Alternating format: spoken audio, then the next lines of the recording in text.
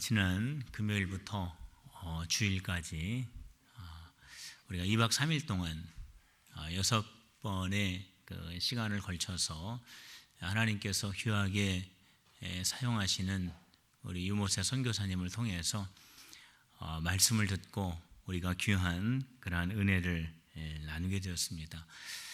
저는 개인적으로 집회 시간마다 새로운 그러한 그 사실들을 알게 되었습니다. 특별히 이 로뎀나무라고 하는 그 나무에 대한 그런 말씀을 하실 때 솔직히 말해서 저에게도 좀 이렇게 좋은 의미의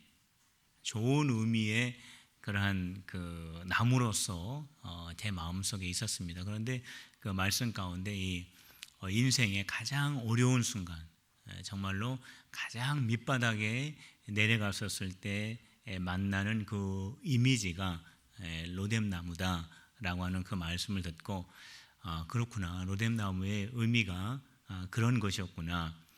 유대에서 생각하는 그 로뎀나무와 제가 생각하는 로뎀나무가 아주 큰 차이가 있다라고 하는 것을 깨닫게 되었습니다.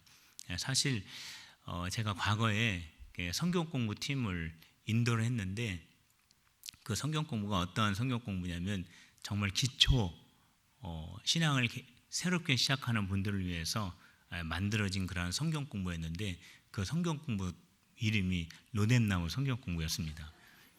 그러니까 그분들을 신앙적으로 잘 이끌어 보겠다고 만든 성경 공부인데 어떻게 제 뜻하고 달리 그 이름이 로뎀나무가 되어가지고 그때 이름을 잘못 이렇게 했구나 하는 그런 생각도 알게 되었습니다. 이제는 로뎀나무 이렇게 안 하고 에셀나무 성경 공부로 그렇게 하려고 합니다. 아주 큰 수학 가운데 하나라고 저는 그렇게 생각을 합니다. 저는 우리 필그림 교회의 이 부흥회를 이렇게 우리 성도님들과 함께 또 참여하고 또 준비하고 또 함께 은혜를 나누면서 우리 필그림 교회의 부흥회가 정말 우리 교회만의 부흥회가 아니라 정말 말씀을 사모하는 그런 모든 성도님들에게 더 기대하는 마음은 정말 이 군산 지역에 아주 기대가 되고 또 말씀을 사모하는 분들에게 좋은 그런 기회를 주는 그런 부흥회가 되기를 원하는 그런 마음을 가지고 있었습니다. 근데 이번 부흥회도 우리 부목사님을 통해서 들었지만은 타 교회에서 정말 말씀을 사모하고 은혜를 사모하는 그런 타 교회 분들이 한 20여 명 정도가 한 번 왔다 가는 것이 아니라 지속적으로 부흥회에 참여해서 은혜를 받게 되었다라고 하는 말을 또 듣게 되었습니다. 그래서 참 감사했어요. 우리 교회 부흥회를 통하여 우리 교회 성도들뿐만이 아니라 또 다른 교회 성도님들에게도 이렇게 그러한 부분에 있어서 함께 나눌 수 있는 그런 부흥회로 발돋움해 나가는 것을 제가 느끼면서 참 감사했습니다. 그리고 우리 부흥회에 오시는 그러한 강사님들을 위해서 우리 교회가 계속해서 기도하고 있는데 정말로 이 시대에 하나님께서 귀하게 쓰시는 그런 귀한 분들을 좀 모셨으면 좋겠다. 아마 여러분들도 아마 저와 같은 그런 생각이실 겁니다. 그래서 그분들이 하나님을 만나서 이 시대에 하나님께서 그분들을 통하여서 어떻게 역사하시는가, 그것을 우리가 듣고 우리의 신앙의 가치관이 깨어지고 그래서 우리의 신앙이 더 넓어지고 우리의 신앙이 더 깊어질 수 있는 그런 부흥회가 되었으면 좋겠다 하는 그런 소망을 더 구체적으로 갖게 되었습니다. 저는 우리 교회의 부흥회가 그러한 부흥회가 될 줄로 믿습니다. 우리가 함께 그 일을 놓고 기도하는 우리 필그림의 성도들이 다 되시기를 주님의 이름으로 축복합니다. 이번 부흥회를 통해서 정말로 이 모양 저 모양으로 애쓰고 수고한 우리 성도님들이 얼마나 많이 있는지 모릅니다. 차량 봉사로 또 찬양으로 또 방송으로 또 청소로 또 여러 가지 강사를 대접하고 또 이 부흥회가 순조롭게 진행되기 위해서 수고한 손길들이 너무나 많이 있습니다. 너무나 수고 많이 하셨고 감사하고요. 그리고 여기에 계신 우리 성도님들 6번의 집회가 있었는데 정말로 열심히 참여하시고 또 그 속에서 하나님의 은혜를 받기 위해서 애쓰는 그러한 모습들을 보게 되었습니다. 우리 성도님들도 정말로 수고 많이 하셨습니다. 우리 주님께서 그동안에 주신 그 은혜 우리의 마음속에 잘 간직해서 주님을 기쁘시게 하는 우리 필그림의 모든 성도들이 다 되시기를 주님의 이름으로 축원합니다. 오늘 우리가 읽은 이 본문 말씀을 보면은 바울이 데살로니가 교회 성도를 향하여 하나님을 기쁘시게 하는 삶을 살자라고 하는 그러한 말씀을 서두에서 시작을 하고 있습니다. 그러면서 내가 성도들을 향하여 이제까지 어떻게 하여야 하나님을 기쁘시게 하는 것인가를 내가 다 말해왔던 것처럼 이 말씀은 어떠한 뜻이냐면 데살로니가 전서 1장, 2장, 3장의 내용이 바로 우리 성도들이 하나님을 영화롭게 하는 그러한 삶을 어떻게 살아야 하는가에 대해서 말해왔다라고 하는 그러한 뜻입니다.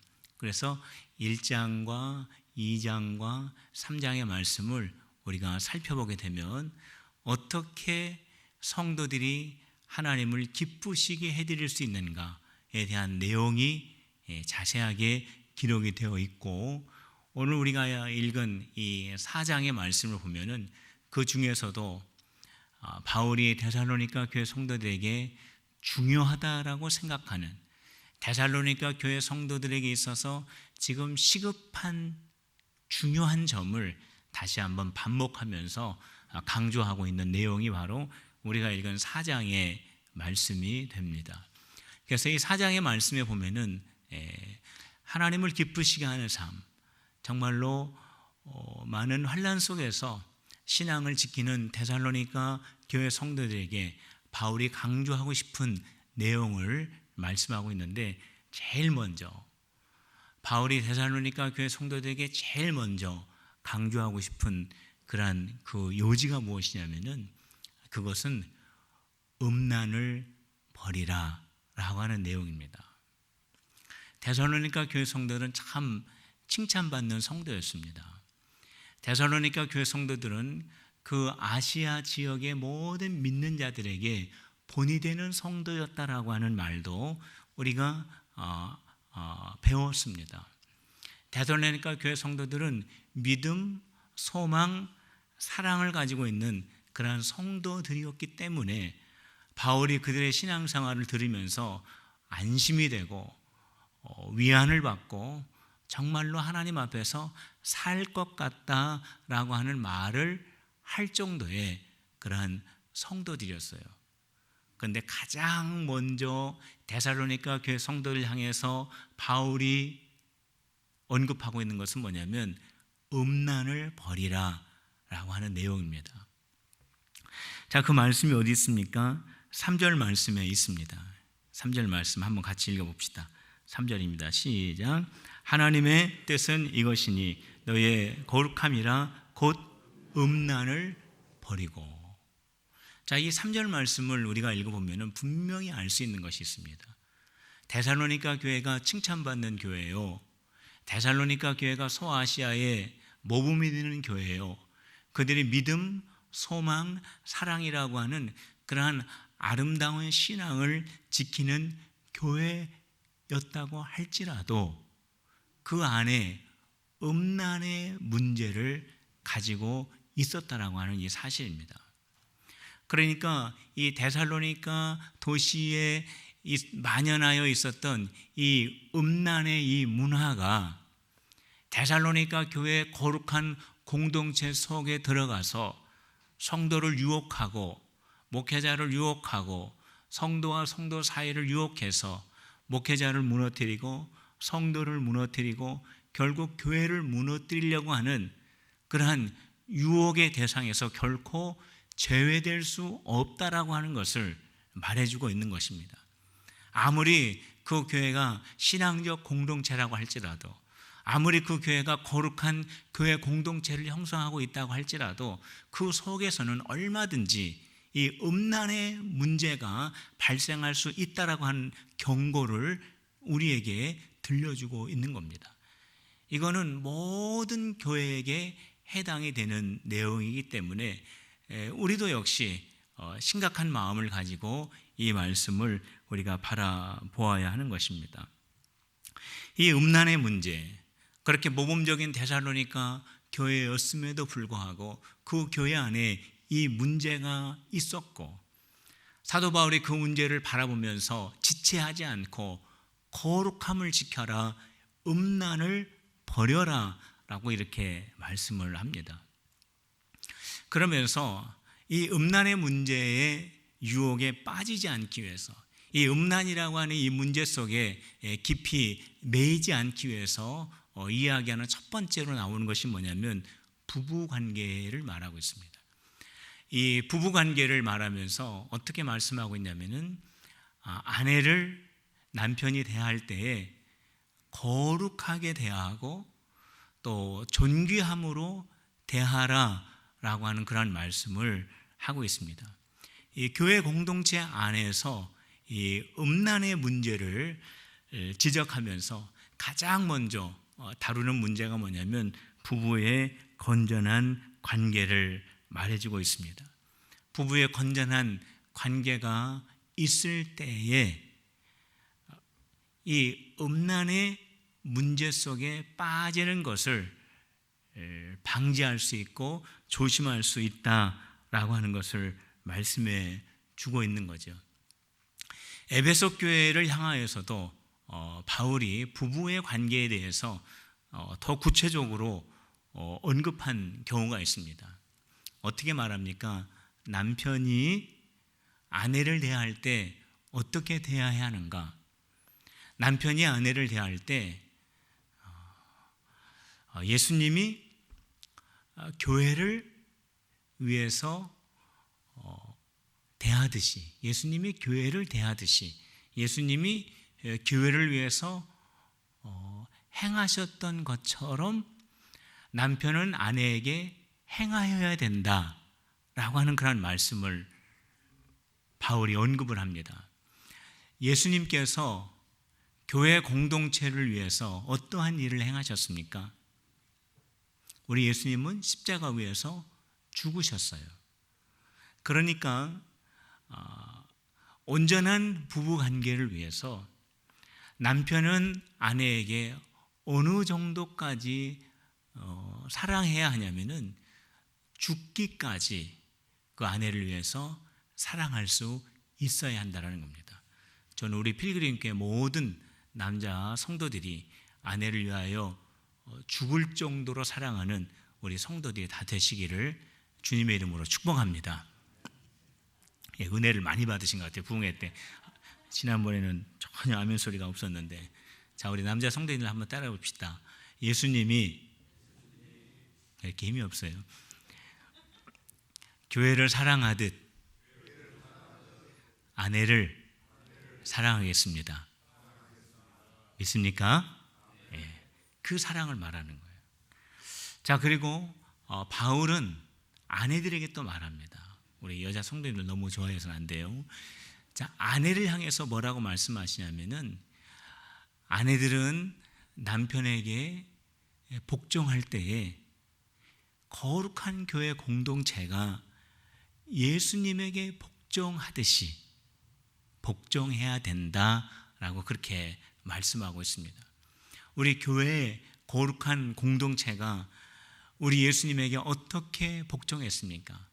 자기의 뜻을 다 내려놓고 오직 예수님이 교회의 머리이신 것을 인정하고 그분의 주권을 인정하고 그 예수님에게 완전히 복종하였던 것처럼 아내들이요, 가정 안에서 남편에게 교회가 예수님에게 복종하듯이 복종하라 라고 그렇게 말씀하신 겁니다. 저는 우리 필그림교회의 모든 여자 성도님들이 남편에게 복종할 때 죽게 하듯 하는 우리 성도님들이 다 되시기를, 여자 성도님들이 다 되시기를 주님의 이름으로 축복합니다. 자, 우리 여자 성도님들만 한번 따라봅시다. 남편에게 복종할 때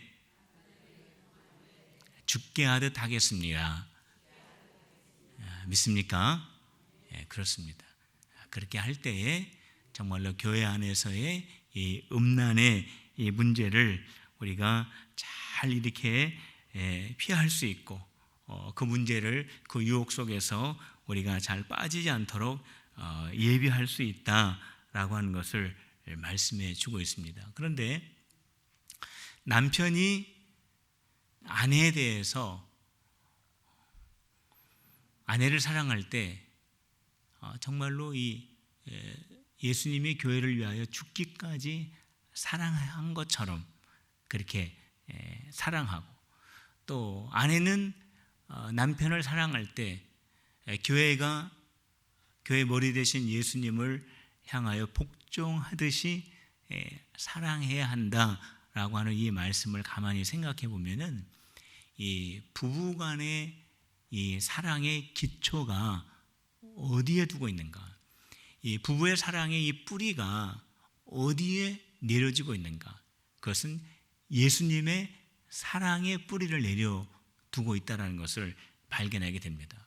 그렇기 때문에 정말 이 부부와 부부 사이에서 정말로 진실된 사랑, 온전한 사랑, 성경적인 사랑을 위해서는 어떠한 사랑의 기초를 두고 있어야 되냐면은 예수님의 사랑의 기초를 두고 있어야 됩니다. 남편과 아내가 서로 온전한 사랑을 하기 위해서는 필요한 것이 하나 딱 있는데, 그것은 뭐냐면 남편이든 아내이든 예수님에 대한 사랑의 체험이 확실히 있어야 한다는 겁니다. 그래야 교회가 예수님을 사랑하듯이, 아니면 예수님께서 교회를 위해서 사랑하시듯이 하는 그 사랑을 할 수가 있기 때문에 그렇습니다. 그렇기 때문에 배우자 간에 그러한 그 예수님에 대한 그 사랑을 모르는 그러한 배우자가 있다면은 그 예수님의 사랑을 경험시켜 줄 수 있도록, 그 예수님의 사랑을 경험할 수 있도록 예수님의 사랑을 경험한 그 배우자가 그 일을 하는 것이 참으로 중요합니다. 부부 안에서의 참된 사랑이 어디에서 시작이 되느냐? 예수님의 사랑을 경험한 데서부터 시작이 된다는 것을 잊어서는 안 되는 것입니다. 저 더 나아가서 교회 안에서 이러한 이 음란의 이 문제가 일어나지 않도록 해야 한다라고 하는 이 말씀을 하면서 바울이 한 가지 더 이야기한 것이 있습니다. 자, 그것은 뭐냐면은 6절에 기록이 되어 있습니다. 6절을 한번 우리 다 같이 읽어보도록 하겠습니다. 6절 말씀입니다. 시작. 이 일에 분수를 넘어서 형제를 해하지 말라. 우리가 너희에게 미리 말하고 증언한 것과 같이 이 모든 일에 주께서 신원하여 주심이라. 이 6절 말씀을 우리가 쭉 읽어보면은 거기에 분수를 넘어서 형제를 해하지 말라라는 말씀이 있습니다. 이 교회의 음란의 문제를 언급하면서 분수를 넘어서 행동하지 말아라 라고 하는 이 말씀이 있어요. 이 분수, 우리도 그런 말 쓰죠. 분수를 알아라, 이런 말씀 쓰시죠. 분수를 알아라. 이 분수를 알아라, 이 말은 뭐냐면 자기가 어떠한 사람인지를 알아라, 그런 말씀이 아닙니까? 내가 어떠한 사람인지를 알고 내가 말해야 할 것과 내가 행동해야 할 것을 알아라, 그런 뜻이죠. 내 위치에 맞는 말을 하고 행동을 하라라고 하는 말이죠. 내 분수를 알아라, 이 말이. 근데 자기가 자기 자신을 잘 이해하지 못하고 자기 분수에 맞지 않게 행동하고 말하는 그러한 모습은 참으로 어리석은 그러한 모습입니다. 오늘 성경에서도 오늘 6절에서도 말씀하고 있죠. 분수를 넘어 형제를 해하지 말라라고 하는 이 말씀을 하고 있는데, 자, 이 말씀이 지금 왜 나옵니까? 교회의 음란의 문제를 다루면서 내 분수를 넘어 행동하지 말라라고 하는 그 말씀이 여기에 기록이 되면서 분수를 모르고 말하고 행동하는 것을 교회의 성적인 문란과 이렇게 연결을 시키고 있습니다. 이 교회 안에서도 보면은요, 성도와 성도가 서로 교제하고 서로 관심을 갖고 서로 기도해주고 더 나아가서는 서로 살펴주고 너무나 좋은 것입니다. 그런데 그렇게 관심을 갖고 서로 기도해주고 서로 사랑하고 서로 교제하는 이것이 그리스도 안에서 이루어지는 것이어야 된다는 거예요. 만일 이것을 넘어서 이성적인 명령에서 서로 관심을 갖고 서로 사랑하고 서로 중보하고 서로 교제한다면 이게 바로 분수를 넘는 겁니다. 우리 성도의 위치와 성도의 그 영역과 성도의 그 모습을 넘어가는 그러한 것이라는 거죠. 그래서 사도 바울도 디모데에게 디모데야, 내가 목회할 때 성도들과 어떠한 관계를 가져야 하는가를 구체적으로 말해준 대목이 있습니다. 그 대목이 어디 있냐면은 디모데전서 5장 1절과 2절에 기록이 되어 있습니다. 이 디모데전서 5장 1절과 2절에 보면은 디모데가 목양을 할 때, 교회 안에서 성도들을 대할 때에 어떠한 관계로 대하여야 하는가, 제가 한번 읽어드리도록 하겠습니다. 디모데전서 5장 1절과 2절에 늙은이를 꾸짖지 말고 권하되 아버지에게 하듯하며 젊은이에게는 형제에게 하듯하고 늙은 여자에게는 어머니에게 하듯하며 젊은 여자에게는 온전히 깨끗함으로 자매에게 하듯하라, 이렇게 기록되어 있습니다. 그러니까 디모데야, 너보다 나이가 많은 그러한 성도들 보면은 아버지를 대하듯 깨끗하게 하고, 또 여자 성도들을 봤을 때 어머니를 대하듯 깨끗하게 하고, 그리고 그 연령대가 비슷한 그러한 남자 성도나 여자 성도를 대할 때는 형제에게 하듯 하고 자매에게 하듯 하라. 그러니까 여기서 중요한 것은 뭐냐면은 깨끗한 마음을 가지고 성도들을 대하라 라고 하는 것이 이 목양을 하는 디모데가 성도와의 관계를 어떻게 유지해야 하는가를 말해주고 있습니다. 깨끗한 관계를 말해주고 있는 것이죠. 저희도 이제 신학교 때 실천신학이라고 하는 과목이 있는데 거기에서 이러한 것들을 많이 배웁니다. 교회 안에서 목회자가 성도와 어떠한 관계를 가져야 하는 것인가. 그래서 지금은 고인이 되셨지만은 그때 장충단 교회의 홍순우 목사님께서 그때 강의를 하실 때 이런 말씀했습니다. 우리 목회자들을, 그때 이제 신학생이죠. 신학생들에게 그런 말씀하셨어요. 여자 성도는, 그 목사님 말씀이에요. 여자 성도는 폭탄이다라고 생각해라. 그래서 건드리면 터진다라고 생각하고 목회를 해라 그랬습니다. 그러니까 함부로 악수하지 말고 함부로 가서 몸을 터치하지 말고, 하여튼 여자 성도를 보면은 폭탄이다 생각하고 건드리면 터진다 생각하면은 된다 그랬어요. 그래가지고 저도 우리 여자 성도님들 보면은 뭐 그렇게 폭탄까지는 그렇게 생각하지 않지만 이렇게 잘 이렇게 저희가 이렇게 대우를 이렇게 잘 해드리려고 제가 그렇게 생각을 합니다. 그러면서 이 실천 신학 이 과목에서는 이 목회하시는 그 목사님들이 오셔가지고 강의를 하시거든요.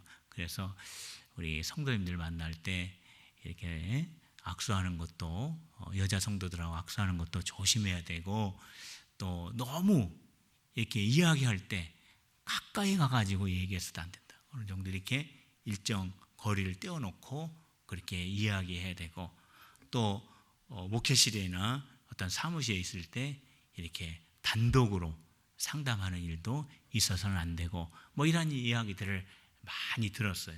그러니까 그 목사님의 그 목회의 그 모든 그 경험 속에서 나오는 그런 말들을 우리들에게 매번 이렇게 강조하는 것을 기억을 하게 됩니다. 이 목회자와 이 성도의 관계가 그렇다라는 거예요. 그런데 오늘 이 말씀을 보면은 이러한 원리가 꼭 목회자와 성도와의 관계만은 아니라는 거예요. 이거는 성도와 성도 사이에서도 분명하게 지켜져야 하는 그런 원리다라고 하는 것을 강조하고 있는 겁니다. 그러니까 분수를 넘어서는 안 된다는 거예요. 그러니까 교회 안에서 성도와 성도가 아무리 친하다고 할지라도 그 선을 넘어서는 안 되는 겁니다. 그 분수를 넘어서는 안 되는 겁니다. 구역 안에서 아무리 친하다고 할지라도 그 선을 넘어서는 안 되는 거예요. 교회 안에서도 역시 마찬가지예요. 그렇기 때문에 이러한 이것이 그리스도 안에서, 우리가 신앙 안에서 우리가 함께 교제하고 함께 기도해주고 함께 격려하고 하는 것이지, 어떤 이성적인 감정을 가지고 해서는 안 된다라고 하는 것을 말해주고 있습니다. 그래서 이 6절 말씀을 가만히 보면은 여기에서 분수를 넘어 행동하는 것은 이것이 오히려 형제를 해하게 하는 것이다 라고 하는 말씀이 기록이 되어 있지 않습니까? 그 다음에 이러한 그 성적인 문제를 예방하기 위해서 또 한 가지 사도 바울이 강조하고 있는 것이 있는데, 그것은 뭐냐면 자기 분수를 지키고 자기에게 맡겨져 있는 일에 최선을 다해라, 그렇게 기록을 합니다. 그 말씀이 어디 있으면은 11절과 12절 말씀에 기록이 되어 있습니다. 우리 11절과 12절 다 같이 한번 읽어보겠습니다. 시작. 또 너희에게 명한 것 같이 조용히 자기 일을 하고 너희 손으로 일하기를 힘쓰라. 이는 외인에게 대하여 단정히 행하고 또한 아무 궁핍함이 없게 하려 함이라 그랬습니다. 여기 보면은 11절에 있지요. 조용히 자기 일을 하고 조용히 자기에게 맡겨져 있는 그 일에 최선을 다하고 너의 손으로 열심히 일을 하라 라고 하는 그 말씀, 이거는 나에게 맡겨주신 그 일에 최선을 다해라 라고 하는 그러한 뜻이 됩니다. 거룩한 교회가 하나님의 거룩한 공동체로 남고, 그리고 그 교회가 아름다운 교회로 성장하는 비결 가운데 한 가지를 오늘 소개하고 있는 것입니다. 그것은 뭐냐면 모든 성도가 각자에게 주어진 의무와 사명이 있습니다. 우리 주님께서 주신 귀한 사명들이 있어요.